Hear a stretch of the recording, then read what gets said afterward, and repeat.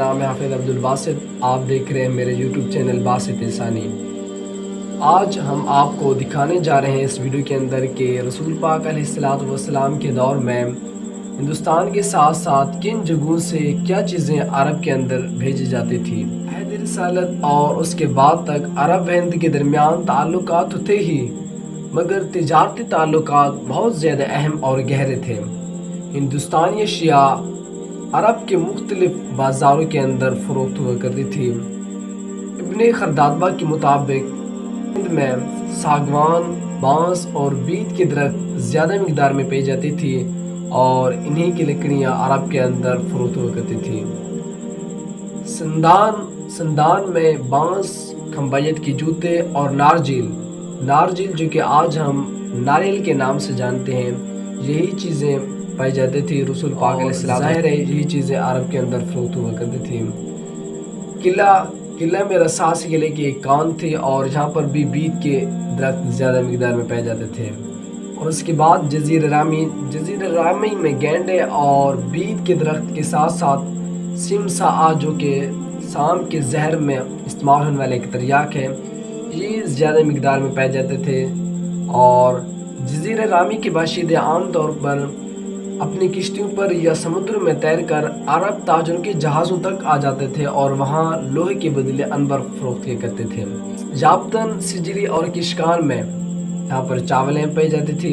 شلاہد یعنی سلہٹ جو کہ آج نام سے جانا جاتا ہے، یہاں پر قرنفل یعنی لونگ اور سندل یہ ایک خوشبودار درخت ہے جو کہ آج کل سے تیل حاصل کیا جاتا ہے. یہی تیل ذہنی بے چینی کو دور کرنے کے لیے استعمال کیا جاتا ہے، نیند کو قدر بہتر سکون بنانے کے لیے استعمال کیا جاتا ہے. اگر کسی شخص کے سکین پر تیل ہے تو سندل کے تیل لگانے سے وہ مکمل طور پر صفا ہو جائیں گے.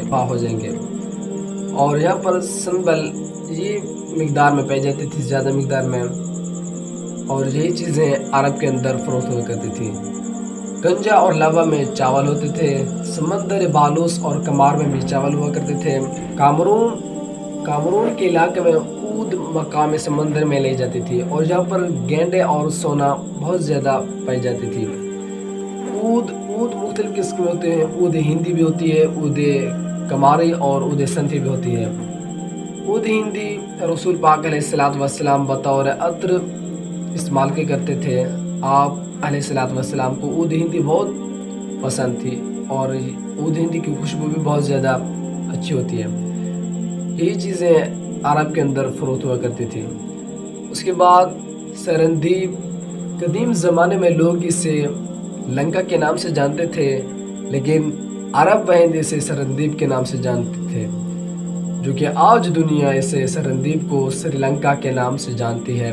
یہاں پر یاقوت جو کہ انگوٹھیوں پر استعمال ہونے والا ایک چمکدار پتھر ہے، موتی، مشک اور زباد یہ زیادہ مقدار میں پائی جاتی تھی، جو کہ آج کل بھی پائی جاتی ہیں سرندیب یعنی سری لنکا کے اندر.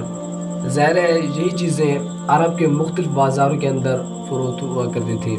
دہمی اور بنگال میں اود ہندی جو کہ میں پہلے آپ کو بتا چکا ہوں اس کا استعمال، اور مخملی کپڑے یہی پائی جاتے تھے. جزیرہ تیمہ، کمار اور صنف میں یہاں پر بھی اود کے ساتھ ساتھ یہاں پر بید کے درخت بھی پائے جاتے تھے.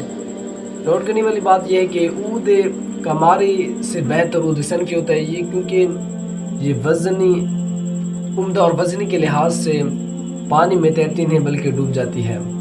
زابج کے پہاڑوں، تیمہ اور بالوس کے اندر کافور پائی جاتی تھی. کافور یہ ایک موم جیسی شکل اس کی ہوتی ہے، سفید موم جیسی اس کی شکل ہے، جو کہ آج پاؤڈر کی شکل میں دستیاب ہے. اگر اس کے فائدے کے بارے میں آپ کو بتایا جائے تو یہ سانس کے مسائل کو حل کرنے کے لیے استعمال کیا جاتا ہے کافور. یہ رسول پاک علیہ الصلوۃ والسلام کے دور میں ان علاقوں میں زیادہ پائی جاتی تھی. اور انشین میں چوپائے، گائے، بھینس، بکریاں، مویشیاں وغیرہ پالی جاتی تھی. اسی طرح بینا کے اندر ہاتھی چیز زیادہ مقدار میں پائی جاتے تھے. اور یہی چیزیں جو کہ میں آپ کو بتا چکا ہوں عرب کے اندر بھیجی جاتی تھی.